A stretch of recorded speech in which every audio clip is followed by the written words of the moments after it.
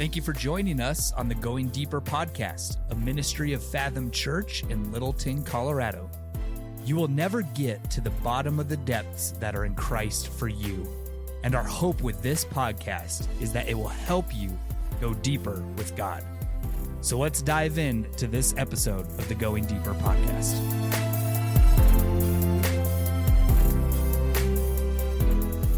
What's up, everyone? This is your host, Kyle Knight, and welcome to the Going Deeper podcast, a podcast where we just talk about different topics in hope that you will go deeper in your relationship with God, and these will help you in that.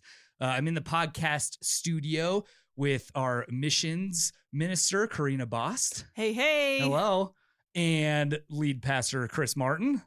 I'm eating a cookie.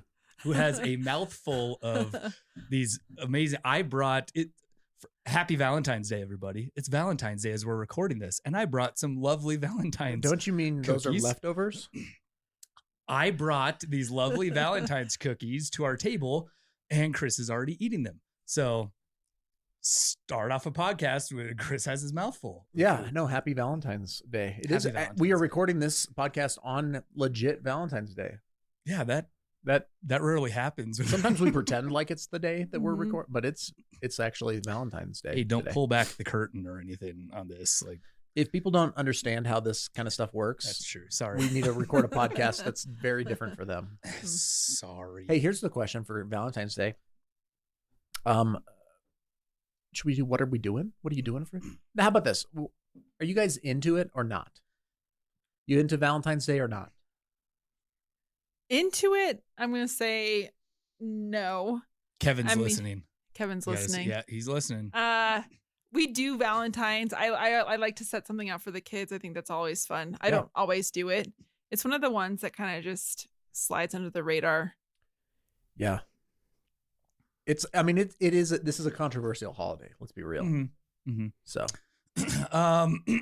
sorry. I mean, again, I think we're kind of the same way. We like to, give cards to each other. We'll write cards to our kids.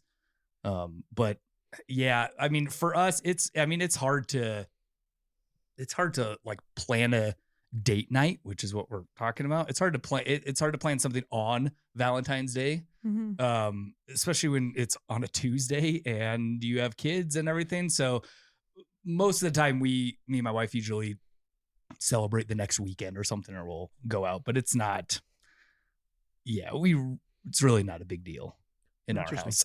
Yeah. Nothing special out of the ordinary. Oh, we've bought into it fully. Oh. In fact, we felt like it needed to rival Easter and Christmas in terms of its, it needed a figure. So now the myth of St. Valentine happens, where St. Valentine shows up in the middle of the night, comes into our house through our dryer vent, and leaves Valentine's for Harper. You think that's true? Through the dryer vent. Well, how else? You can't do chimney. That one's been taken. Easter Bunny. I don't know how the Easter Bunny gets in, but he leaves eggs in the yard. So how does the tooth fairy get in? Fairies can just manifest themselves, apparently. So no, that's not true. We don't. We do Valentine's Day, but it's mostly for Harper, and then Marcy and I do cards. And we used to do like a date, like Marcy and I would go on a Valentine's Day, normally not on Valentine's Day, just because it's crazy. But then when Harper came along, I used to take Harper on a Valentine's date, and we would go to Chick-fil-A every year. And then we realized that Mama was at home. I don't know how. It took us a few years to figure that out. But it was like, oh, Marcy's at home. Oh, we need to talk by to Marcy herself about this. Maybe we should invite her. So last year we went to Chili's. No, you love that was Chili's. Harper's choice. No, you love Chili's. So we hit the Chili's, and tonight we're going out. There you go. Family Valentine's date night. So can I ask, does anyone decorate their home for Valentine's Day here? No. Okay, cool. Good. That was easy. Yeah. I know people who do, and just go for it. If you want to, go for it. But. Yeah.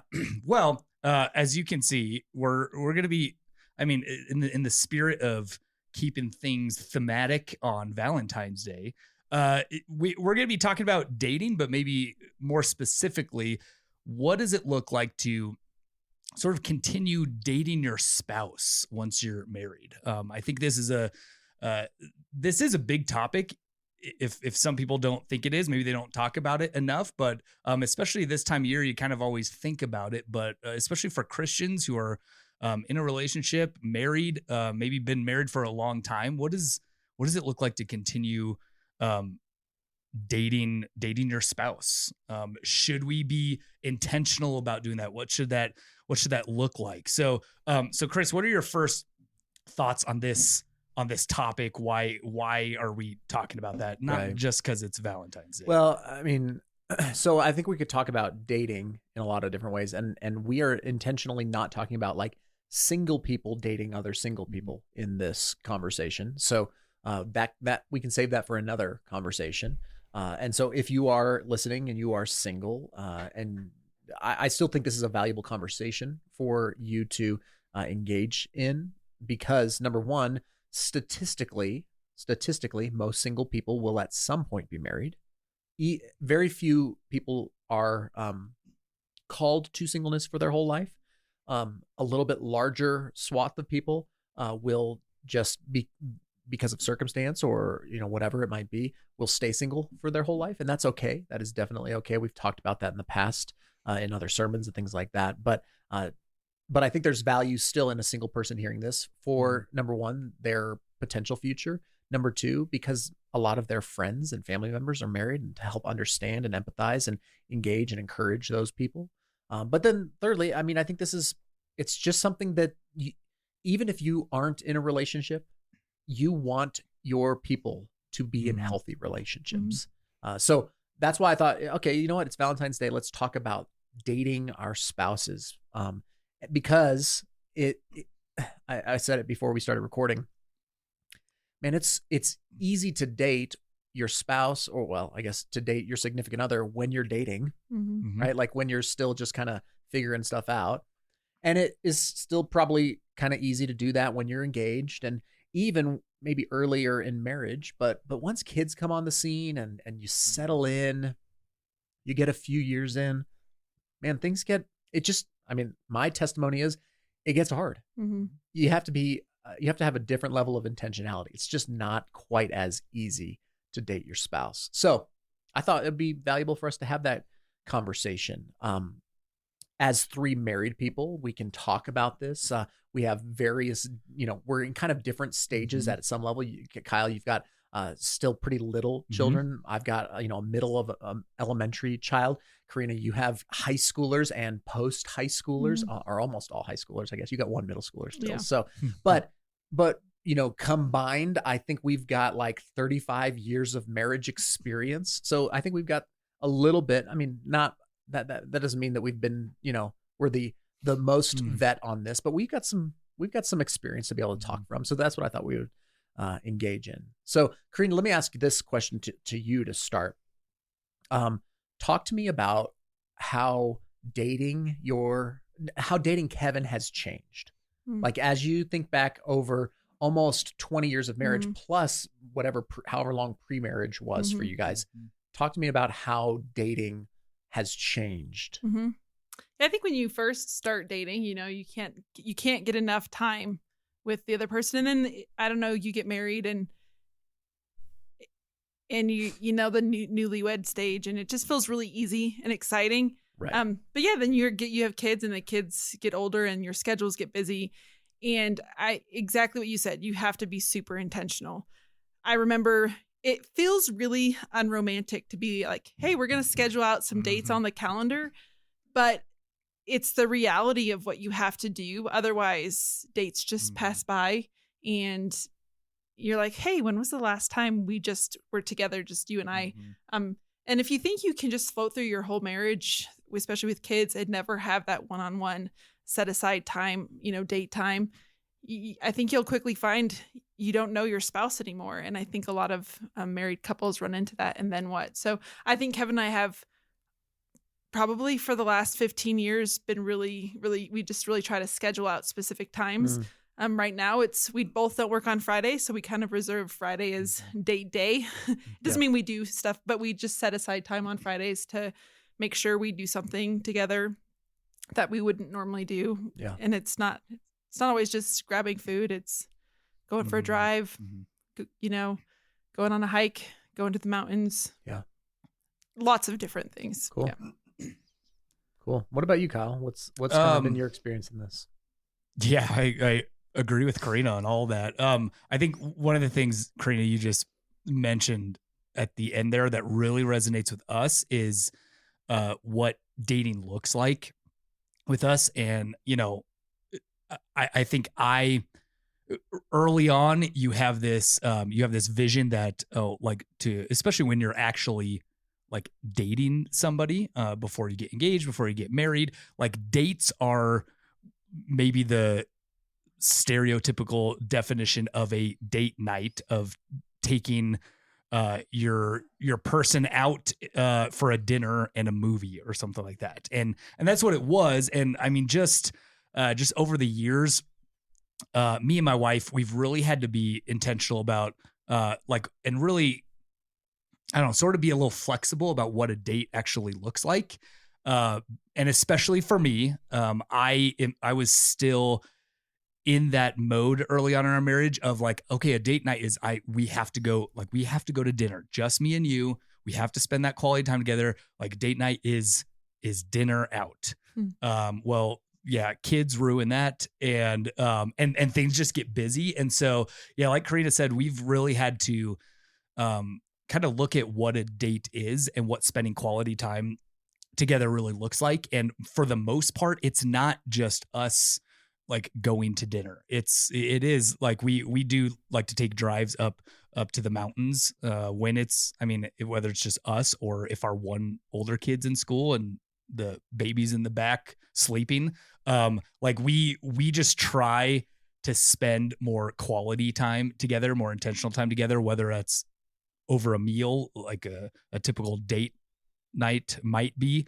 But we've really had to work on what that kind of looks like with having kids, and how it's not, for us, it's not just the typical dinner. But when we get that chance, we really like to be like, hey, we need to plan this out and have like actually go out to dinner when we don't have kids, and actually have time to talk and stuff. Some of our date nights are at home when the kids are in bed, and we actually get to eat maybe a late dinner by ourselves. So it looks totally different now. But yeah, the intentionality part is the biggest part that you really got to keep up with. And that's hard. That is admittedly really hard. So what are some like tips and tricks then? You both mentioned it being intentional and sometimes scheduling, or, you know, being creative or things like that. So what are some things that have worked over the years for you guys that you're like, oh, that was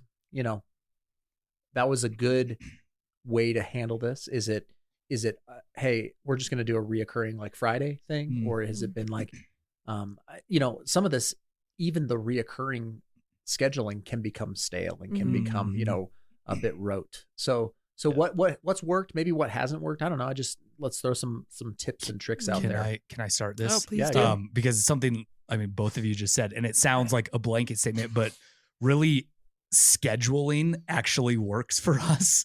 And we haven't gotten to the place where maybe scheduling has gotten kind of tired and boring. Like we actually have to plan that out. And that's something that I hated at first, because I was like, no, I want, my time, my quality time, my date nights with my wife should be like even spontaneous, and I want to take her out and everything, and ask her to go to dinner with me tonight. But like really we just can't, and it's not feasible. And so if I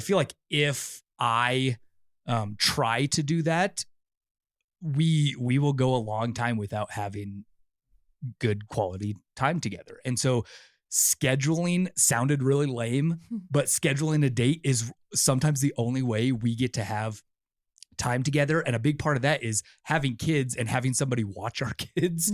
And being like, hey, we found that, grandparents are watching our kids this weekend so that we can actually do something, or else we just get in that mode of like, oh, it's just, it's another weekend. We got it. Like parents, like we'll get to it later, but scheduling for us really is the thing that has worked to make us spend time, which is sad, but to me it feels like a lot of my disciplines of like even reading scripture, like a little ping on your phone in the morning, like I really need that kind of announcement, that notification, that like scheduling, hey, remember to do this. That's one thing that's worked for us.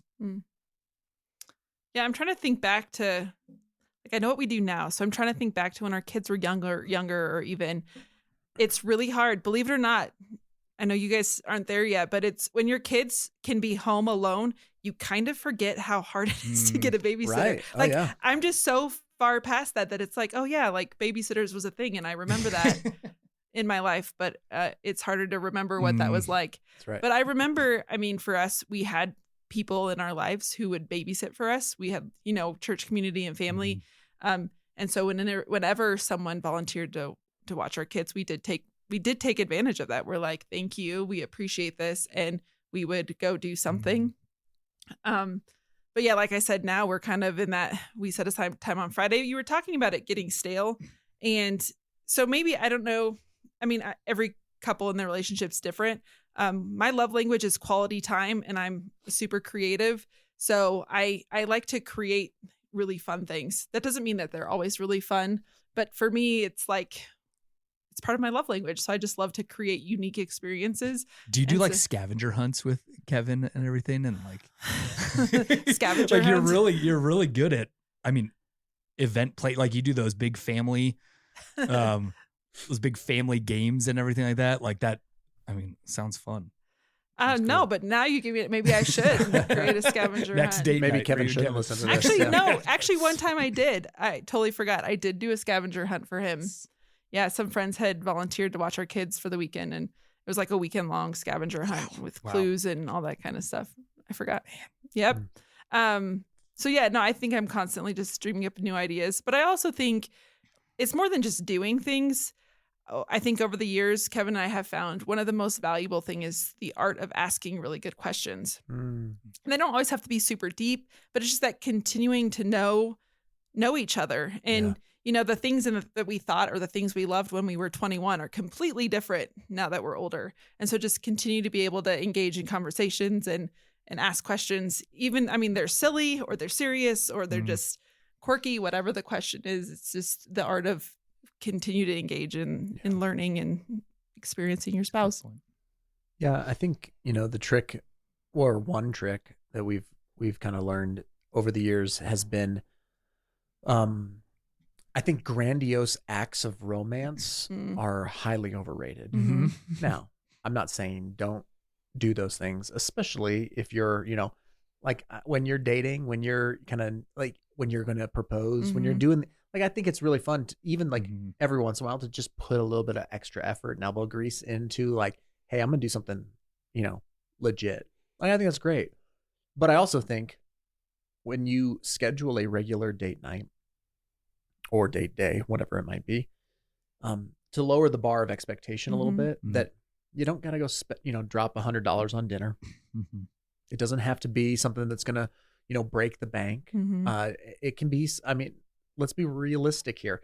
It might be, hey, we're going to be able to scoot away for lunch and then go for a walk around the park. And that's, it, or it might be, hey, we get a very inexpensive bottle of wine and we drive up to the mountains and sit and watch the sunset. Like, you start to begin to lower that bar a little bit away from, man, I got to get tickets to a play and we all got to get dressed up and we got to, like, I think it's okay to lower that bar a little bit and just say, hey, as a couple, what are our love languages? Like, what are the things? And if it's quality time, then quality time is quality time, right? You don't need to drop, break the bank on these sorts of things. But it's recognizing what your love language is and recognizing what their love language is and trying to love them well and trying to find that reciprocated back to you, all that stuff. So yeah, I think this is good. Talk to me at this point. What kind of advice would you give to somebody who this is the conversation that happens in my house, both from me and from Marcy, is we'll get out of the rhythm of dates. We'll get out of the rhythm. We'll just we'll find ourselves, and actually, by the way, it just happened because I was gone for Thailand and then I was jet lagged. And then, it's just been crazy for the last, really month, maybe 6 weeks even. And we were just like, we're missing each other. Like we're and it's not because we're not trying. It's just, we are missing each other. And we both, the conversation was, I don't feel like we're connecting.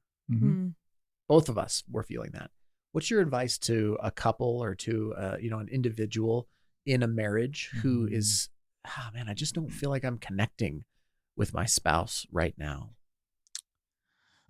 I think my first thought is to communicate that with them. I mean, communication is like, everybody talks about that when you talk about relationships. It's like, oh yeah, communication's important. Communication's important.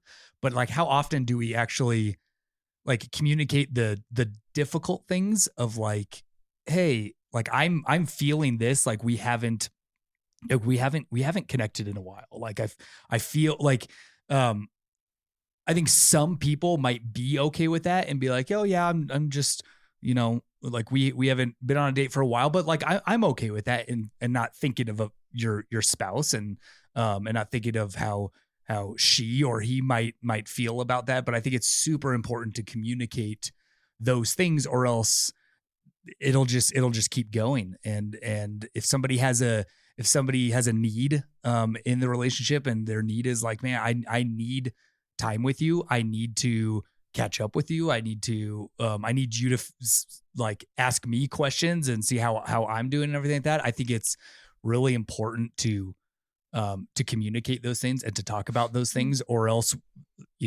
I think in a long-term marriage, sometimes that gets overlooked, and it's like, yeah, of course we communicate, but it's like, hey, do you really honestly say we're disconnected?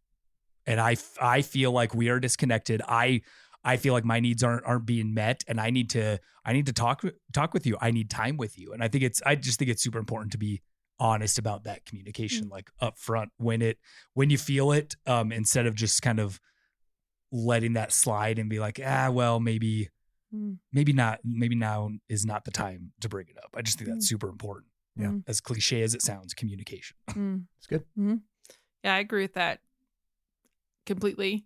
But I also think it's unrealistic to think that you're not going to have seasons of that. Like you said, it's not necessarily that you're not trying. It just, sometimes life schedules. And I mean, Kevin in his profession, he would work Sunday through Wednesday, and he was working the afternoon shift. So we'd see him Sunday morning, and then we literally wouldn't see him until Thursday. And so like, there's just seasons where like that connection or connecting, it just looks different. And I agree with Kyle that it starts with that conversation. Because I think if you do tend to just be like, well, we'll just wait and see how it plays out. You can just start to like really drift and isolate. And then that how do we get back to where we were is just a lot harder. So it's like, if you're in that place where you feel like you're just missing each other, it's not like that should be unexpected, like that's going to happen, but also don't let it just keep sliding. I think that being intentional of trying to be like, okay, well, how do we get back? We know what do we need to do? And just being really open and talking, and just be like, hey, well, our next 2 weeks still look really crazy, but that doesn't mean we're going to just stop trying altogether. So just like keep at it. And with that, like, as you're just saying, just keep at it. I feel like, and sometimes I'm guilty of this, is when we haven't had that time in a while, and we get to that point and we really are like, we need this time. So we have a date night, we have that time. And then it's almost like, okay, reset. Like, oh, we did that. It's almost like that. What's your motivation in it? It's like, oh, is it out of obligation just because you felt yourselves growing apart, and you're like, okay, we need that one night. And then it's like, okay, now back to normal, and we'll wait again for another few weeks or something until we're at that point. I think it's, and we've done that too, where it's like, we need to be really intentional of keeping at it. It's like, hey, if we're going to do this, we don't want to let it get to that point again, where it's like been a long time where we really haven't like connected. We don't want to get to that point. So we need to like do it once, like make that plan, have that time together, but then make sure you're continuing like to do that on a regular basis and don't just say, okay, we did that. Now we'll wait again until we get to this point. Mm-hmm. Yeah, that's good. That's good. And I think as we wrap this conversation up, my thought about dating your spouse and really about marriage in general is that culturally, we idolize the two extreme sides of marriage. We idolize the start, like young love, and we idolize the end, like old love. Mm-hmm. Right. So really we like that gaga kind of, I can't stop thinking about you. Like Marcy and I, when we were dating, like I'd hang out at her place until like 2 a.m. Then I would drive home and call her when I got back. And then like talk, just call me when you get there. Like it changes. So the best thing that happens when you get married is that you don't have to leave. Like that's the best part. Right. Like, so, but we idolize that just kind of gaga, I can't stop thinking about you kind of love. And we think that it's a loss when that starts to fizzle out. And hear me, and I tell every single couple I do premarital with, it fizzles out. Sometimes quicker than you want to admit, right? But like that's a season. But we idolize that. That's every rom-com out there is focused on that piece. Or we idolize old love. And that's where the rom-coms have gone, is all of a sudden it's the end of The Notebook and it's two elderly people holding hands dying in the same bed at the same night. And it's like, and so we idolize the rocking chairs and the elderly and they're holding hands and they're like, they were the perfect match and they've lived their lives together and they, there's no suffering and they just kind of die peacefully together. And we neglect everything in between as somehow inferior or somehow, it's just less sexy. And hear me, it is, right? Ordinary, ongoing fidelity, faithfulness, working, planning, all these things that we've just talked about. That's marriage, right? The wedding isn't the marriage. The last day of your marriage isn't the marriage. The only way you get there is by working on it. And so I think that's the call. It's the same call that we would make to Christians in terms of their fidelity and faithfulness in pursuing Christ. Is like, the big explosion of excitement that comes at a conversion and the end result of like the elderly saint who is just so in love with Jesus that it's, permeated their whole being. Everything in between is progressive. And this is the same, I think, for marriage. And this is why I think often we find in the scriptures that marriage is likened to Christ and the church. So I think the encouragement that I would have to our church members is, man, let those middle years of your marriage, not the start, not the end, be what defines it, but really work towards progressively loving and pursuing your spouse more and more each day. And it takes work, but guess what? Welcome to life. Right? If it were easy, man, this would not be a journey worth going on. So any final thoughts from you guys? No, I think you wrapped it up. Yep. Pretty good. Plan a date with your spouse. Yeah. Not just tonight. Happy Valentine's Day. Yeah. Chili's is where it's at. Chili's, Chick-fil-A, can't go wrong with any of those. Let's go. Places. Let's go. Happy Valentine's Day, church. We love you and we'll catch you next time.